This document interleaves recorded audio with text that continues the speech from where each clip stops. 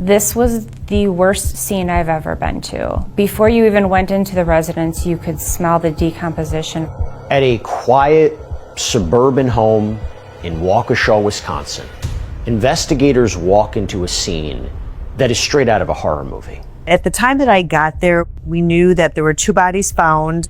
Right away, we were asking questions. Where is their kid? Are they going to find the body? They found 2 and maybe there's a 3rd.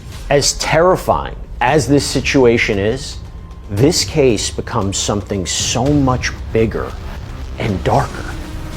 Once you're behind the curtain, it's very difficult to know what's going on. The date is February 28, 2025. A grandmother in Waukesha, Wisconsin picks up the phone and calls the sheriff's department to report her grandson missing from school. That single phone call is the only official record that exists at that moment. What it does not say is that 2 adults have already been dead inside that house for more than 2 weeks, and that the boy she's worried about has been living with their bodies the entire time. Picture this: a suburban home with the curtains drawn, the heat still running, the mail still being collected, and underneath the ordinary rhythm of a normal house, 2 decomposing bodies covered in blankets and candles. That's the image that defines this entire case. A house that looked lived in because it was. Just not the way anyone assumed. Before we go deeper into what the records actually show, make sure you're subscribed to the Hidden Case Files, because we don't just cover the story, we follow the evidence. When Waukesha County deputies finally cross that threshold, the responding investigators describe a smell that hits before the door is even fully open. This was the worst scene I've ever been to. Before you even went into the residence, you could smell the decomposition. Once investigators go inside, they find a house of horrors. Tatiana was shot multiple times. She had been covered up by numerous blankets and towels. Towards the front of the residence, there was a small office area, and that's where Donald was. And again, he was also covered with blankets and towels. It appeared that he might have been at his desk or doing some type of work there. There were candles in the area of Donald Mayer's body. They were not lit when I got there. They were extinguished, but it did appear that they had been lit in the past.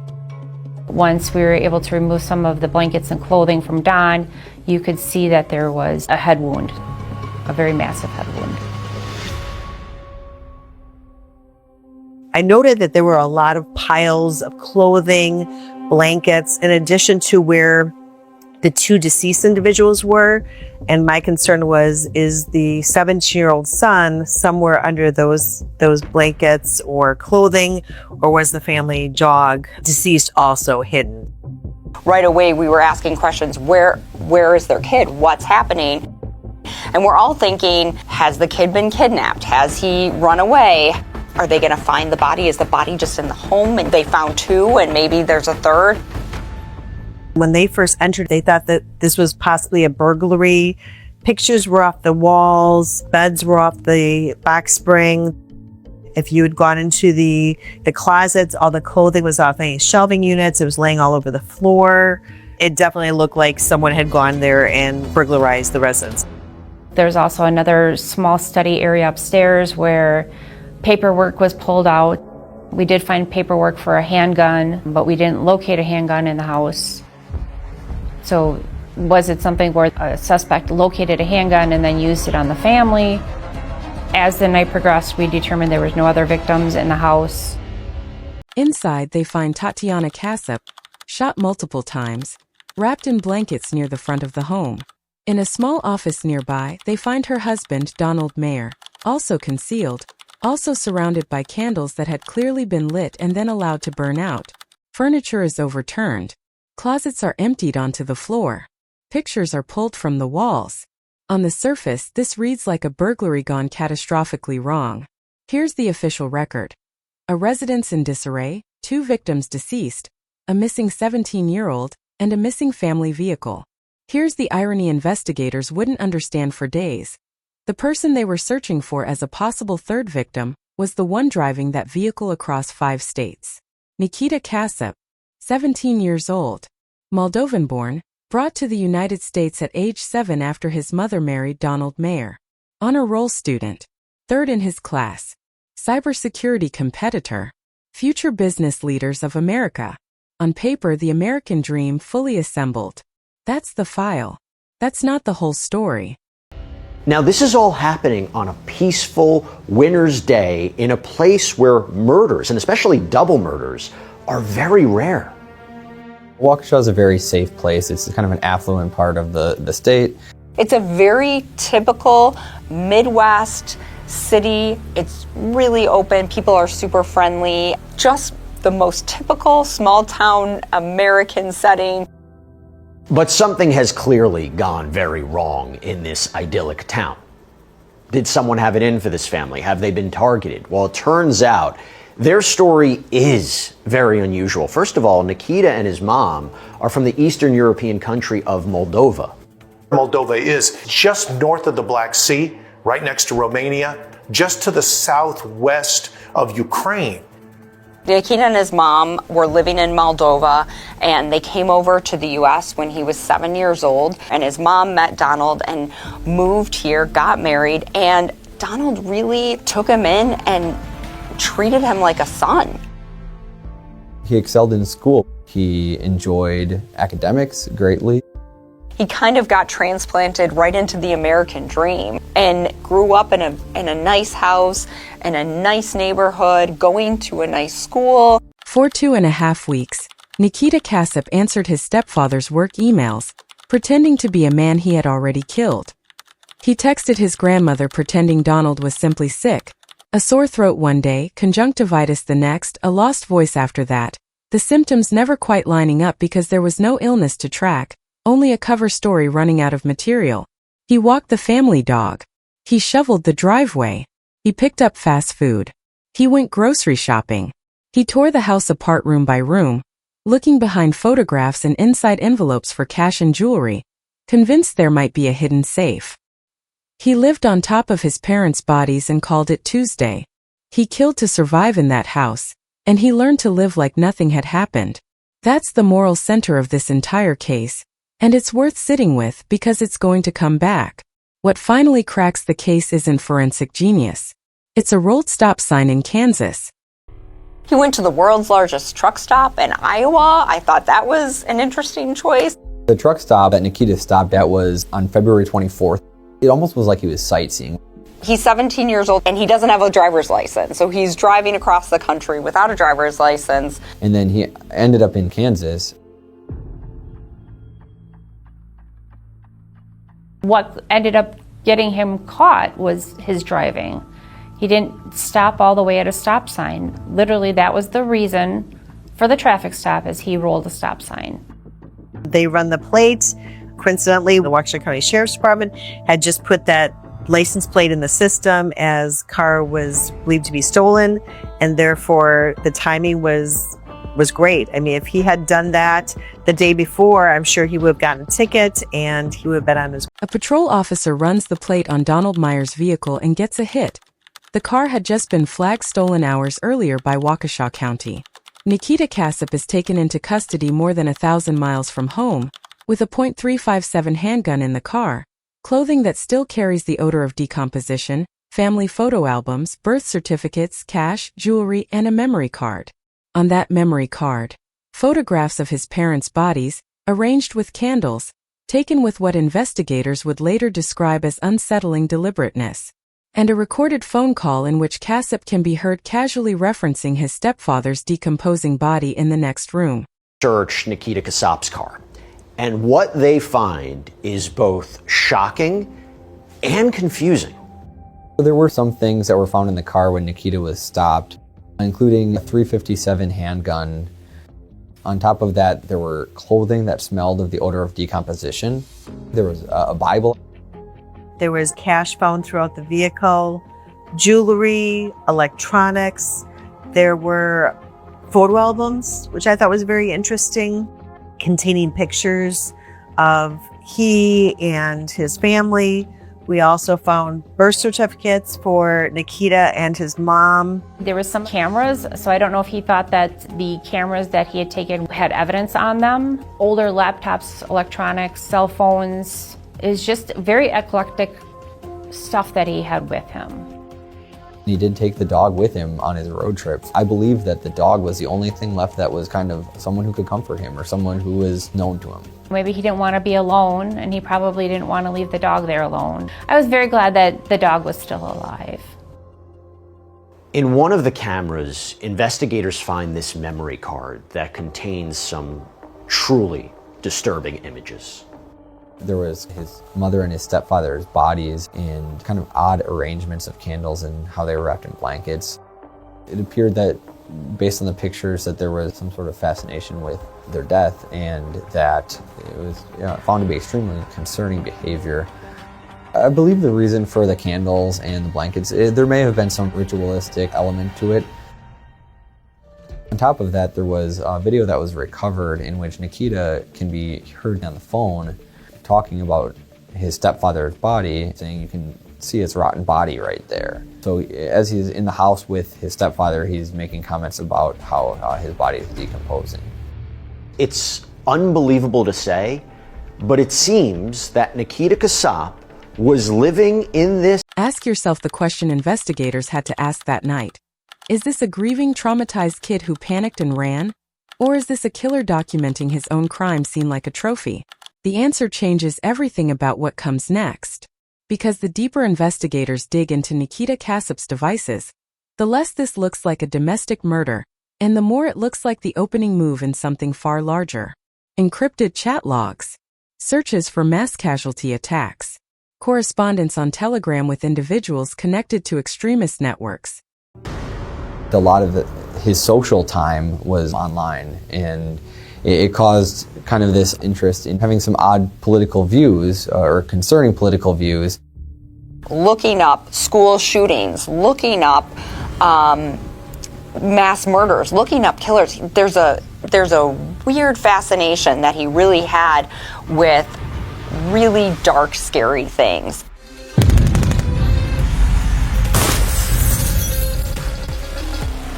He had also shared what she described as gore edits to her. And when asked what a gore edit was, Witness A explained that gore edits were like videos and clips from war that were overlaid with Russian music. Witness A took Nikita's comments as something that was actually serious. We kind of want to talk to you about why we're here today, Nikita. We have a feeling like we know what happened and when it happened. We have no idea why this happened, okay? The only one who knows why is you, and why you were out in Kansas and why you left, okay? And I'm really hoping you talk to me about why this happened, more than what, all right? This is your story. You're the only one that can tell us why. And I promise you, I do want to know. More than anything else, I want to know why. Yeah, I think I'd rather first talk to an attorney. Okay, that's your right. Do you have any questions for me? I do not. Okay. All right, just hang tight again. If you want one of those, by all means, you can have it. All right? Okay. All right. Thank you. You got it. So, now to put your handcuffs, we're going to kind of do the old-fashioned way, just behind the back, so if you could just stand up, face the wall to your left of me. It's a short ride, so they'll come off pretty quick. Nikita Casap is arraigned about 2 weeks later. He was in a suicide vest and he didn't have a shirt on. And I saw Nikita come out and he looked like a skinny 17-year-old. He looked like a teenager that you'd see anywhere. He looked scared and he looked unsure, and that was most of his court appearances. I'll note that the first count is first-degree intentional homicide. This is a Class A felony, and if convicted, he shall be sentenced to imprisonment for life. Count 2 is a second count of first-degree intentional homicide with the exact same maximum punishment. I ended up charging first-degree intentional homicide, which is that you intended to do something, that this wasn't a spur-of-the-moment decision, that I believed, in fact, it was planned. Count 3 is hiding a corpse. And then there was the theft of the money and the jewelry. According to charging documents and statements made by prosecutors, Casap had assembled a plan, not fully realized but disturbingly specific, that involved using a drone to target the President of the United States, with the stated goal of destabilizing the government itself.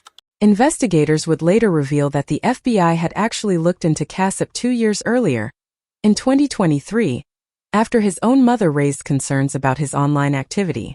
At the time, there wasn't enough to act on. He killed to survive in that house, and he learned to live like nothing had happened. Now hold that phrase up against this. He needed a vehicle, he needed cash, he needed distance from 2 dead bodies before he could even begin acting on a plan involving national government leadership. According to prosecutors, the murders of Donald and Tatiana weren't an eruption of teenage rage. They were, per the criminal complaint, the first logistical step in a larger operation, the removal of the 2 obstacles standing between Casap and the resources he believed he needed to disappear. But this assassination plot wasn't the end of Nikita's scheme. No, he actually gave some thought to what would happen next. After he completed his mission to try to kill the president, he had planned to lay low in Ukraine for an amount of time, for some years, and then eventually move on to other countries or to other things. He had this belief that he would be able to kind of fly under the radar as long as he hid for an amount of time. He was looking not to necessarily live in the U.S., but to do this, destabilize the country, and then move to Eastern Europe. He was looking for a place to kind of start over his life after he kind of destroyed the country. I really think in his mind, he thought he was going to end up in Ukraine and he'd be living a normal life. And maybe that's why he took the family albums with him. Certainly that would be the reason why he would take birth certificates of his mom and himself, because he would have to get to Ukraine. And had he left sooner, he could have been gone for Eastern Europe or wherever if he had plane tickets, because no one knew what he did for quite some time. 10 counts. First-degree intentional homicide ×2. Hiding a corpse. Theft. The maximum penalty on each homicide count alone. Life imprisonment. At his initial court appearance, according to courtroom reporting, Casap appeared in a restraint garment, thin, quiet, and by most accounts unreadable. No family members were present in the gallery to support him. Bail was set at $1 million. Then, months later, a plea hearing nobody fully expected. Casap changes his plea to guilty on both homicide counts, according to the court record, waiving his right to trial in exchange for the state dismissing the remaining charges. Good morning, everybody. The matter is here today for a change of plea hearing. I was advised that it was the intent of Mr. Casap to enter pleas of guilty or no contest to counts 1 and 2. And we're all like, what do you have to gain? Like, what are you doing? Why are you changing your plea? You could take it to trial and just see. Tell me if this is true. It says, I give up my right to a trial. True? Yes, Your Honor. All right, let's take a look at the charge against you, sir, or charges, I should say. Count number 1 in the information alleges that on or about February 11, 2025, you did cause the death of victim A, who's identified as Donald Mayer, with intent to kill that person. What is your plea to count 1, sir? Guilty, Your Honor. What I saw was a very robotic response when he was pleading guilty in this case. Yes, Your Honor. Yes, Your Honor. You could see his chair literally shaking. You could see that his knees must have just been shaking underneath the counsel table as he was trying to get this over with. Count number 2 says on the same date and location, February 11, 2025, at the address, you did cause the death of victim B, who's identified as Nikita Casap, with intent to kill that person. What is your plea to that charge, sir? Guilty, Your Honor. All right. Did you commit these offenses? Yes, Your Honor. Prosecutors would later state publicly that their priority was ensuring accountability, without forcing the surviving family through a trial. In the weeks after his arrest, according to statements made in court, Casap had also voluntarily sat down with federal investigators to assist in identifying the online networks he'd been in contact with. Cooperation his defense would later cite as evidence of remorse and rehabilitation potential. At sentencing, the state and the defense present 2 irreconcilable pictures of the same 17-year-old.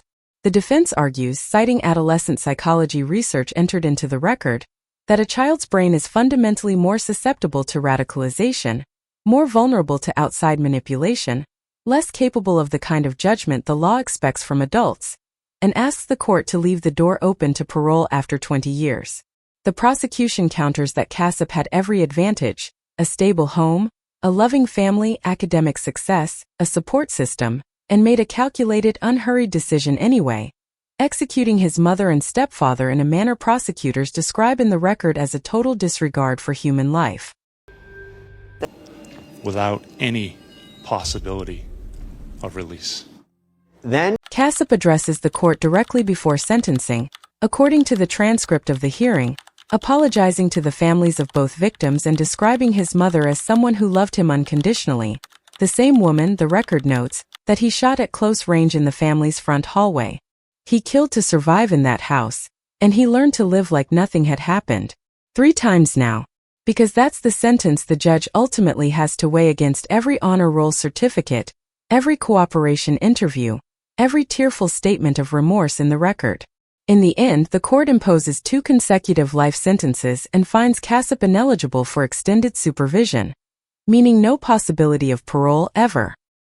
But this court can set an eligibility date for extended supervision at least 20 years in the future, or I can choose to find that the person is not eligible for release to extended supervision.